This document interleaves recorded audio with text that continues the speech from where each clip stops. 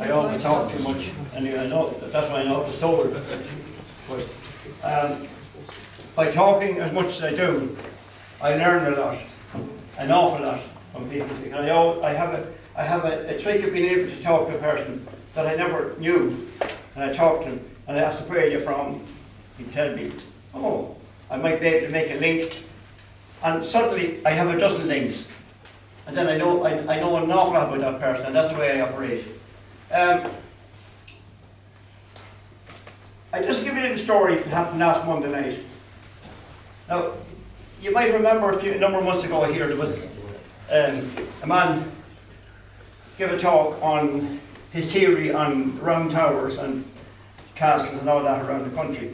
And I unfortunately wasn't able to be at it that night. I was kicking myself. So that was good. Last Monday night, this friend of mine, John Mead, came out from Navan, and he brought this man with him, happened to be his brother-in-law.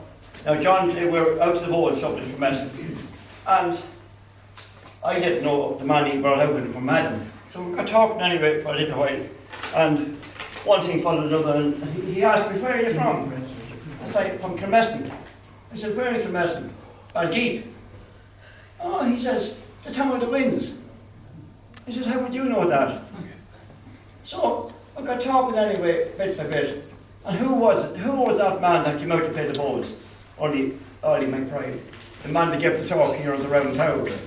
So you can imagine there was round towers discussed out over Dunamore.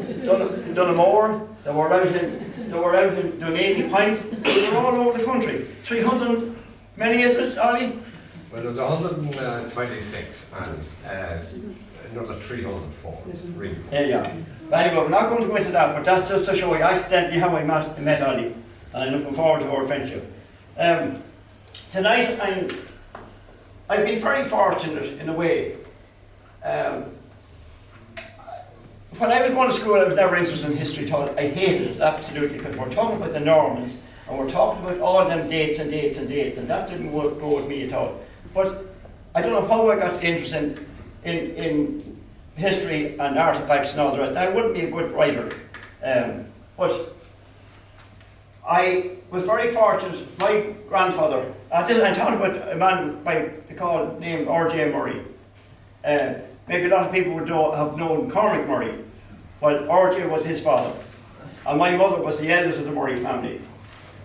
So I was fortunate to grow up in that kind of an environment. And my grandfather died in 1954. I was only 15 at the time. But I remember the talk. My dad was a great Fianna Fáil man, all about the troubles and all this sort of stuff. And to be sitting around the essay Cooper out in Ballyne talking about all the things that happened, all the people that were shot and all the terrible, crazy things that happened. And I remember being in what we'd call the office. And I remember in the office there were shelves of books and magazines and things. I'd be pulling them out, looking at them, ploughs and tractors and all that sort of stuff. And there was a big jar that height. And I reckon it was dangerous. It was dangerous. It was actually gunpowder. Because they used to fill their own cartridges out in Ballyne. So I brought half of that home to me when we were living in Dublin. And I started to make rockets out of it. You know, the rockets, I could have blown myself up. But anyway, he died in 1954. My Uncle Aidan Murray got half the farm. He got all the house, everything else. And my mother got the other half and had no buildings at all on it. And through time, I got to know that up in the loft there was a lot of old collection, literature, magazines of every description. And I used to talk to Uncle Aidan. I said, Uncle Aidan, will you let me have a look at that? Now the reason I used to say that to him was because I knew he knew the story. And so I was asking, but I was lucky enough to know half the story, if you know what I mean, because I was always listening to them, and they were always telling me what things was. So several times I asked him, and he didn't give me permission. And so he died in 2010. And Mary Murray, his wife, gave me permission 2 years later. She said, Richard, you're trying to get up there this year. She said, I'm giving you full permission now. So I got a corner of stuff from from there to there, that height of boxes, including one box. Like some incredible, I think it's incredible. And you see that there? Everyone know what they call that long ago? I call that a spike. Long ago, my father and mother had that in Dublin, and there were the butcher's invoice and all the rest of it. And I'm a bit like William Barr Street going around with the bag now. And that was the spike. Now that's what's happening, because that's from 1910 to 1915. Every one of them. Now that's only half the height, because the other half I have them here and I have them everywhere. And I was picking out the ones for Navan or the local area, because these go all over the country. And so I picked out 40 just for Navan. I won't be able to maybe go through the 40, but and I'd have to take with Muldoon at very short notice yesterday morning, and we met, and he was next he had the thing. He rang me that evening, said, "I have that done for you," he says. So that's what Claire has now in the machine, and he gave me out all the photographs in a presentation. And I left it up in his house, but I don't need it, because they're self-explanatory really. When you see them, you know what I'm talking about. I brought in, and people can have a quick look. I brought in a lot of other stuff here, like from Navan Engineering Works, 1912, Mrs. P. Blake, Blake's Restaurant. Anyone ever hear of that? I think so. Where was that in? Sounds familiar. I don't know where it was, but the name sounds familiar. Well, it was opposite the post office. Would you believe that she has a little thing up in the corner, but Mrs. Blake proprietors. Now, flax mills. Flax mills. Do you know where it was actually owned by James Morgan? Just before you go down on the left side down Mill Lane, you know that big building there? That was J.J. Gallen. I think, was he in the Meath County Council? Was he secretary or something in the Meath County Council? Navan Gas Company. Miladies. Yeah. But we always think of Miladies, the Saddlers.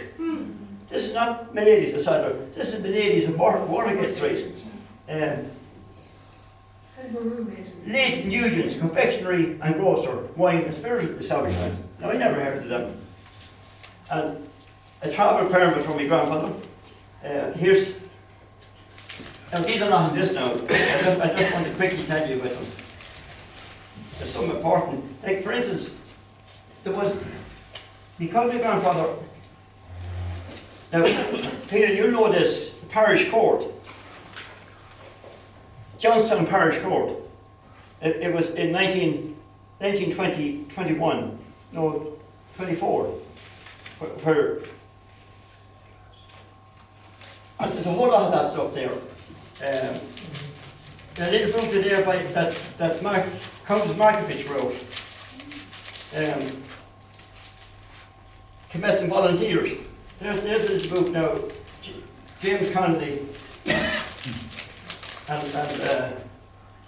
the rat, unfortunately, I apologise for him, he ate the rest of it. This is the problem when you have something that's up in the law for 60 years. But by Constantine Markovich. And another one here. This is a travel permit issued by the DPOS, Royal Hospital, Kilmainham, on the 3rd of 1916, giving my grandfather permission to travel around Dublin, because he was a contractor for the British government. Anyway, we talk about them later. We go through this because people might get fed up. It's only now that's my grandfather. You can see thrashing, cordage and steel rolling contractor. Binders, cord and drills and other agricultural implements for hire. And that's for there are people in England that used to make the Burn steam engines. This is Balgate Commencement large Yorkshire pigs, purebred poultry. My grandmother ran that. She had about 4 incubators, 1,000 egg incubators. And she sold eggs every county in Ireland. There's 32 counties in Ireland, but she sent it to 33. So why 33? Tipperary, South Riding, and Tipperary, North Riding. So she sold eggs to the lady in Slane, what do you call her? Cunningham. Yeah. And sold to the Mountjoy prison. Murray was the governor's name. She sold to him as well, eggs.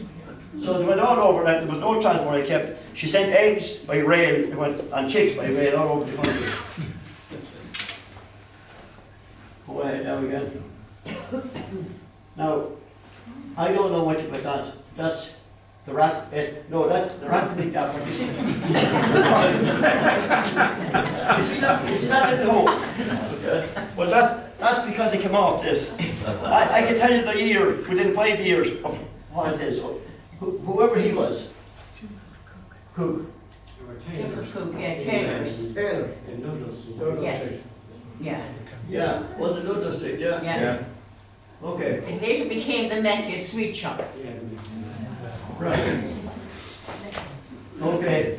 So, I need to say nothing about Gilbert Brothers. That's 1912.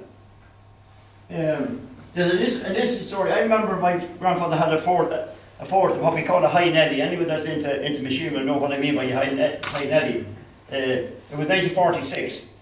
And they didn't drain it in the winter one year, and the block burst on it. And he and they brought the block into Gilbert, and they put a patch at length on it. I remember it coming home. Would you believe it that I found the invoice for that back in '55 for the repairs of the block? Now, I don't know where it is at the moment. Go ahead, yeah. Now this is the real. You see the date? 1765. And it's not beautiful. I think that's a masterpiece now. Yeah. Look at the writing, the copper plate writing. And it's, what is it? To making and grooming a riding coat, 6 and 6pence. Now, none of you are probably too young to know what 6 and 6pence means, I'd say. So, but Daniel Cawley, now, so they will come back along, we're back over 200 years here now. 250 years. So I don't know much about that. There. Navan, 1768. Healy's, saddlers, collar and harness manufacturers. We had a number of those in the town. That's 1910. Do you see the hole again? The hole leads to them. Now this is an interesting one. 1922. New Irish industry in Navan, making ground phones. Now whoever Mr. H. O'Flynn of Navan Technical School with the ground phones made under supervision at the school. Is that it? This is not the only place in Ireland. Give me a second. There's one up there where. Everyone see that? The only place in Ireland where ground phones are manufactured. I think you never thought that. So, go ahead. Yeah, who remember Hagen shop? That's it, yeah. Hannibal Place, 3 shillings, 6 whiting, 1 and 6pence, 13 sold, 3 shillings. Mackerel, and wherever the other fellas are. Oh, bananas. Well, they had bananas as well as the fish. 1 and 6pence. Okay. Now, some of these, I have more of this, and I think they're. Look at that. Look at the beauty of those. Isn't it gorgeous? Bernard Riley, that's on the up the street. But there's a whole lot of them, and absolutely, I think they're beautiful. Like you go out nowadays, what do you get nowadays? A bit of paper. with a bit of print on it. And in about 3 years' time, all the print has gone off.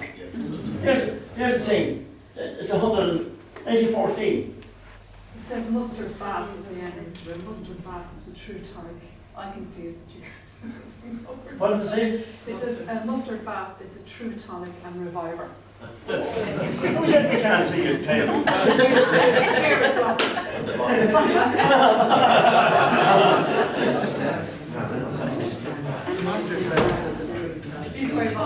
No.